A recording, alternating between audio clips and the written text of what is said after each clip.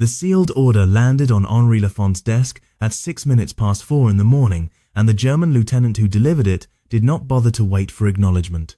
He laid the buff envelope on the timetable, knocked once on the brass nameplate that read Chef de Gare Adjoint, and walked back out into the grey July dawn with his boots ringing on the boards. Henri did not look up until the door closed. He did not look up because he already knew what the envelope contained.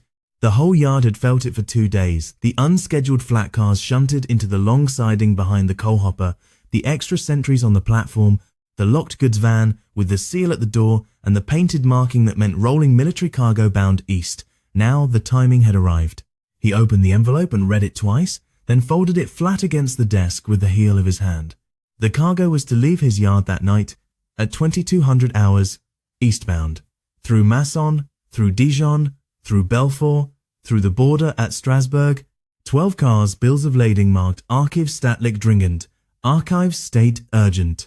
He had been a railwayman for 31 years, and the last 15 at this small marshalling yard on the eastern edge of Lyon, and he knew exactly what a German freight train marked Archival and Urgent was carrying out of France in the summer of 1944. Not paper, not files. The contents of 3 private houses in the 7th arrondissement, emptied that week by men in long coats and quiet vans. Canvases, frames in straw. 3 centuries of someone else's pictures being carried home to a country that was about to lose the war. Henri laid the order beside the master timetable and put both hands flat on the desk. He was 54 years old. He had a wife who had been a schoolteacher in Saint-Étienne until the schools closed, 2 sons whom the Germans had taken to a factory in the Ruhr in 1943, and a daughter buried in a small cemetery outside Vienne, whom he did not speak about even to his wife. He had not joined the Maquis. He had not carried messages for the network in the hills. He had kept his head down and run his yard, because the yard was where his sons would come back to if they came back, and a man with a clean record stood the best chance of seeing them again. He had told himself this for 2 years. He stopped telling himself this now. The train would not leave on time. That was the only thought that fitted in his head. The Americans were on the Loire, the British were past Caen, the Russians were across the Vistula. Every hour the train sat in France was an hour closer to a sky full of P-47S and a track full of resistance demolitions, and an hour further from a Reich that could still receive crated paintings as anything other than ash. He had 18 hours. He had a timetable, a switching ladder, a coupling crew of 4 men, a telegraph, and a head full of regulations he had been writing into the margins of for 15 years. He had no rifle. He had no plastic.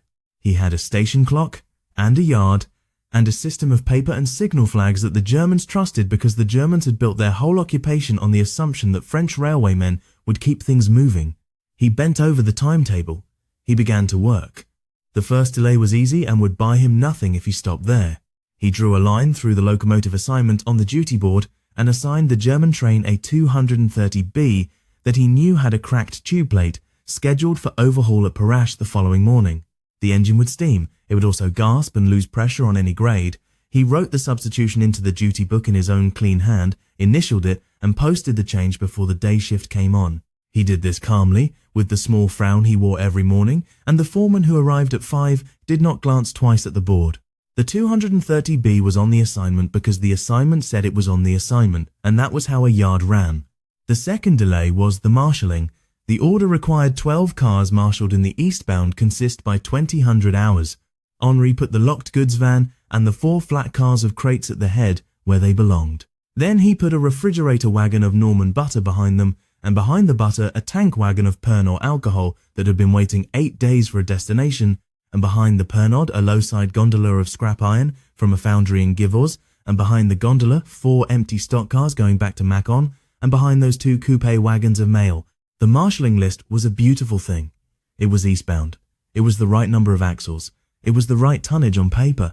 It was also a train that could not be braked properly on any descent steeper than 4 per 1,000, because Henri had put the heaviest car last and the brake van in the middle.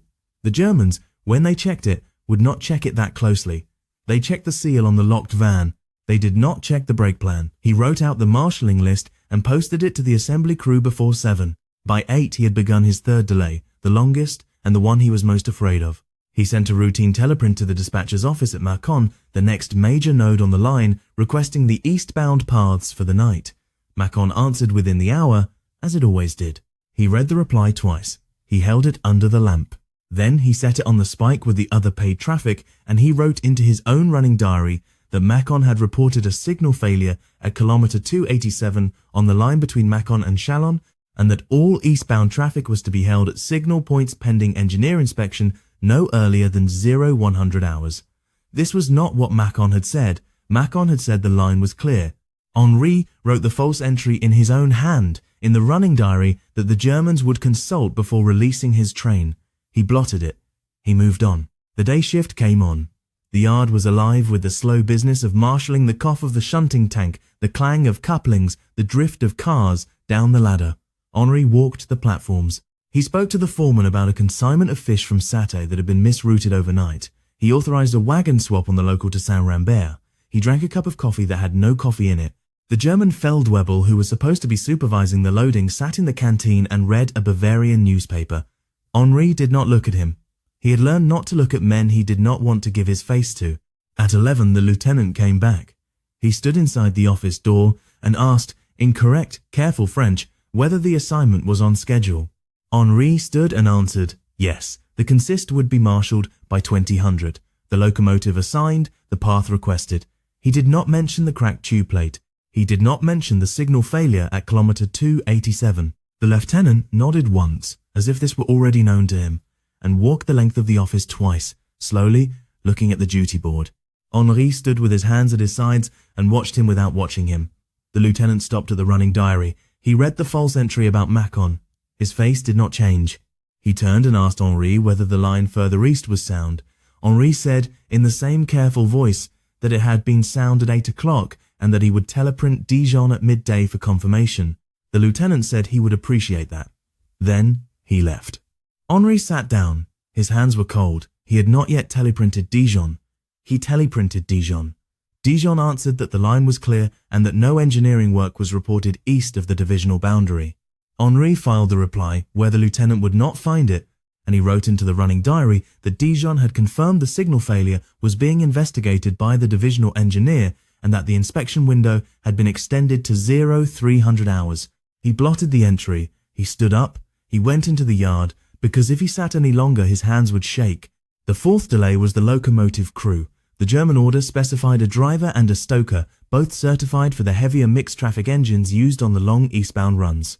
Henri assigned a driver named Bisset, who was 63, half-deaf, and 4 months from a retirement nobody believed he would actually take, paired with a stoker named Picard, who had been transferred up from Avignon 6 weeks earlier under a cloud nobody asked about.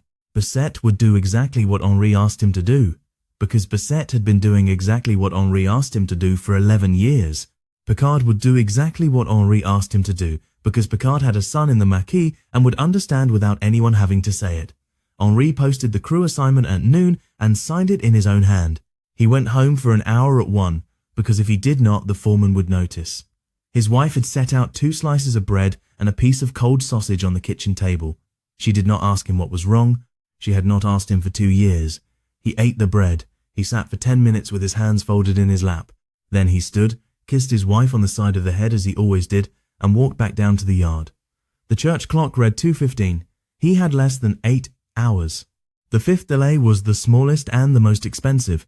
At 3, while the loading detail bolted the seals on the last 2 flat cars, Henri walked down the ladder to the long siding and looked at the locked goods van. The seal was a lead disc on a wire marked with the eagle and the swastika and the number of the dispatching unit. He did not touch it. He walked the length of the van once. He stopped at the rear coupling. The screw turned smoothly under his hand. He tightened it half a turn beyond what the regulations required. Then he tightened the rear coupling on the wagon behind it the same. He walked back up the ladder, because if anyone asked what he was doing, he could say he was checking couplings, which was what an assistant station master walked the ladder to do. He had bought himself, by now, perhaps 6 hours of total delay on the run between Lyon and Strasbourg. He needed more. He needed enough that the train would be sitting on a French siding when the dawn brought the American fighter bombers up out of the Loire Valley, or when the Maquis on the line east of Belfort cut the rails again as they had cut them 3 nights running. He needed enough that the train would still be in France when France stopped being a country the Germans owned. At 5, he made his 6th move, the one that frightened him most, because this was the one he could not hide inside the regulations. He walked across the yard to the wireless hut where the divisional dispatcher's office maintained a permanent line to the south.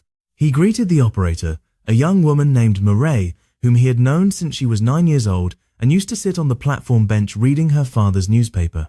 He asked her, in the voice he used when he was asking a favor he could not name, to send a routine availability check to the locomotive depot at Belfort with the priority code reserved for engineering inquiries. Mireille looked at him for a long moment. Then she sat down at the key and sent it. The reply came back inside 20 minutes.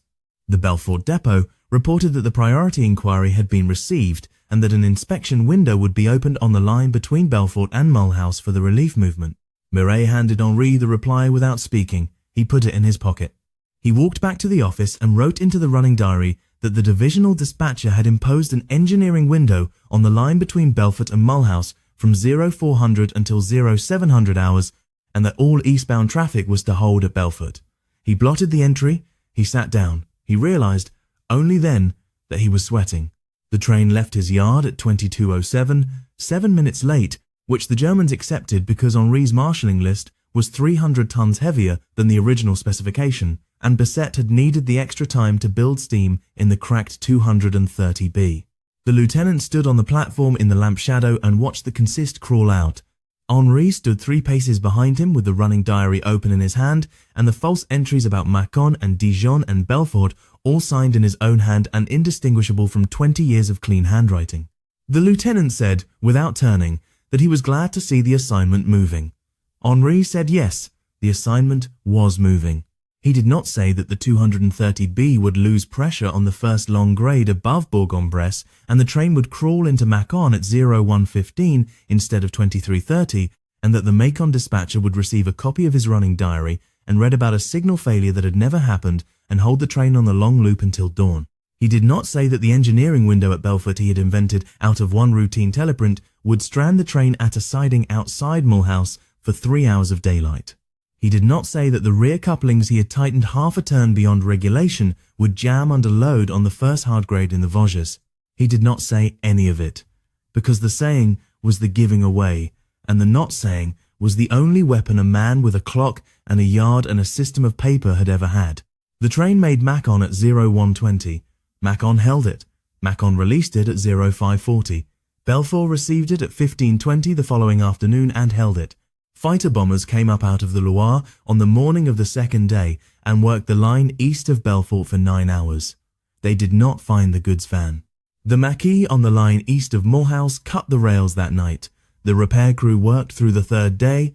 The train, at the end of the third day, was still on French soil, 60 kilometers short of the border, on a siding outside a town called Saint-Louis, where the church bells had been rung at the news of the American breakout 3 weeks earlier. The order to abandon the cargo came through on the morning of the fourth day. The Germans did not have time.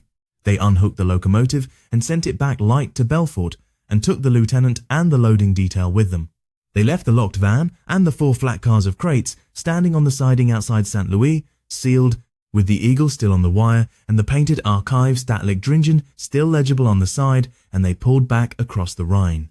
The French railwaymen at Saint-Louis cut the seal 11 days later when the first American liaison officer arrived.